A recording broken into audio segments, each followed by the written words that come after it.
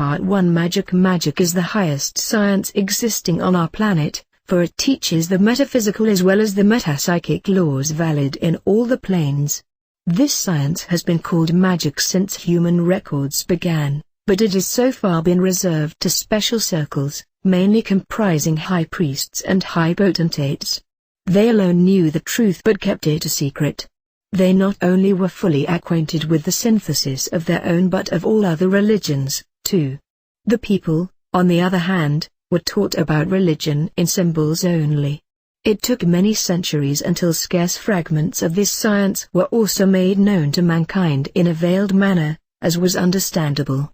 Because the majority of people had not undergone any magic training by law, they could only understand these fragments from their individual point of view and, in consequence, pass on their knowledge incompletely and undecided. That is the reason why magic science has, without any exaggeration, remained a secret science up to this date. The true understanding of magic laws depends on the spiritual maturity of the individual. To reach this maturity a certain pre-training is absolutely necessary. The reader will therefore find it natural that he must be fully conversant with the first tarot card, at least up to step 8, if he wants to have further positive success in his practice of higher magic. There are no miracles as such, furthermore there is also nothing supernatural. The facts and effects remain obscure because people are not able to perceive them firsthand. Magic is a science teaching the practical application of the lowest laws of nature up to the highest laws of the spirit.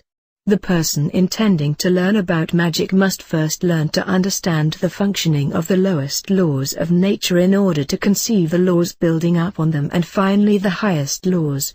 Depending on the stage the reader has reached or on the laws he is at the moment dealing with, he may, to get a better survey, separate magical science in 3 groups, that is, in lower magical science, which comprehends the laws of nature and their working, functioning and controlling and may, if you please, be called natural magical science. Furthermore, in the intermediate stage of magic comprehending the operating and functioning and controlling of the universal laws within man, that is the microcosm, the small world, and finally in the high magical science comprehending the operating, functioning and controlling of the laws of the macrocosm, i.e., of the whole universe. I already mentioned a few times in my first book the analogy by which lower, intermediate and high magical science are connected, and I also gave a full description of the operation and functioning of these powers. Magical science may be compared with the school system. Low magic is the subject of the elementary classes, intermediate magic, that is the magic of man, is taught in secondary or grammar school, and high magic is lectured at the university. Since, according to the Hermetic tablet, the universal axiom valid for magic is as above, so below and vice versa, it is strictly speaking, not correct to talk about a low, intermediate and high magic. There actually is only one unique magic, and the grade of maturity which the magician in question has arrived at is the measurement for his individual development. The universal laws, no matter whether applied with good or bad intentions, always remain the same. The application of a law depends on the character and the intentions of the individual. If the magician uses his powers for good purposes, he may choose, for himself, the expression white magic. If he uses his faculties for bad purposes he may talk about black magic, but no matter whether the actions of a magician are morally good or bad, they are brought about by exactly the same laws. The sensible reader will undoubtedly be certain that there exists neither a white nor black magic. This differentiation has been brought into common use by mystical and religious sects, since they call a person they don't like a black magician. To give you a striking comparison, just think of the fact that it would be equally insensible from the universal point of view to say, for instance, that night is evil and day is good. One cannot exist without the other, and both poles had to come into existence when the macrocosm and the microcosm were created, in order to make the one differ from the other. God, the creator of the universe, has not created anything unclean or evil. This is not to say that man should do the good and the evil. The difference between the two exists to enable man to tell the truth from the opposite and to master it. The true magician will therefore never underestimate the negative, but he will also not avoid it. He will always allow the negative to take the place due to it, and the negative must be as useful to him as the positive. That is to say, the magician never considers negative powers to be evil powers. He will look at good and evil not from a religious, but from the universal point of view. Magic is usually mistaken for sorcery or witchcraft. I therefore want to explain briefly the difference between magic and sorcery.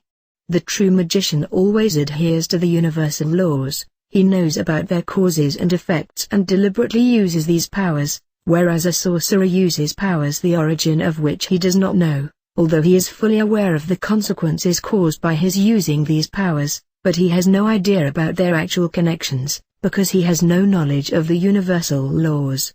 He might know one or two laws or have a partial knowledge of them, but he does not see the true connections between the operating, developing and functioning of these universal laws, as he has not reached the maturity necessary. The true magician, on the other hand, unwilling to be graded as a sorcerer, will never do anything without having full knowledge about what he is doing. A sorcerer, too, may use this or that out of his knowledge of magic with good or bad intentions, no matter whether he uses positive or negative powers. But he has no right to call himself a magician. A charlatan is a person trying to deceive other people. He is not a sorcerer, nor is he a magician. He actually is, to use common terms, a swindler. Charlatans like to boast about high magical faculties, which, in truth, they do not possess, and try to surround themselves with a veil of mystical secrecy in order to hide their ignorance. It is this category of people who are responsible for the bad name true magical science has got. The characteristics of a true magician are not secrecy, nor external pomp, quite the contrary. He is modest and always trying to help people and to explain to the mature persons the secrets of magic. Naturally, he will not give away his secrets to people not yet mature enough for them, in order to avoid degradation of the holy science. Never will the true magician demonstrate his knowledge of magic science by his external behavior. A true magician is hardly any different from an average citizen, for he always tries to adapt himself to any other person, any situation or occasion. His magical authority is an internal one with no necessity for external splendor. There is yet another inferior variation of magic to be mentioned, for it is often mistaken for true magic, but has nothing to do with the latter. I mean the so-called art of jugglery. The juggler's manual skill and his faculty to cause illusionary impressions in the people watching him enables him to copy some phenomena which the genuine magician brings about by the application of the universal laws. The fact that always jugglers use the word magic for their tricks bears again evidence of the inferior meaning to which it has sunk. It is not intended to give the reader any details of jugglers' tricks or stage tricks. It is, however, a fact that the juggler is neither a sorcerer nor a magician, even though he may give himself the most promising names because of his great manual skill. In this book a synthesis will be given of that field of magical science which up to our modern age has never been revealed, the magic of evocation, since it is this field of magic which is most difficult to understand. From the oldest age of antiquity up to our modern times hundreds of books have been published which contain instructions for the invocation of beings, for concluding pacts with the devil, and so on. But none of those books has been able to communicate to its readers genuine knowledge, nor to secure for them success in the practical application of the teaching, although it has sometimes happened that certain individuals, due to their inherited disposition and their maturity, have had success. The genuine magician who wants to get behind the problems of the magical evocation need not fear that he will only have a partial success, or no success at all. He will soon be convinced that with a synthesis of the magic of evocation given here he is able to carry out a successful evocation.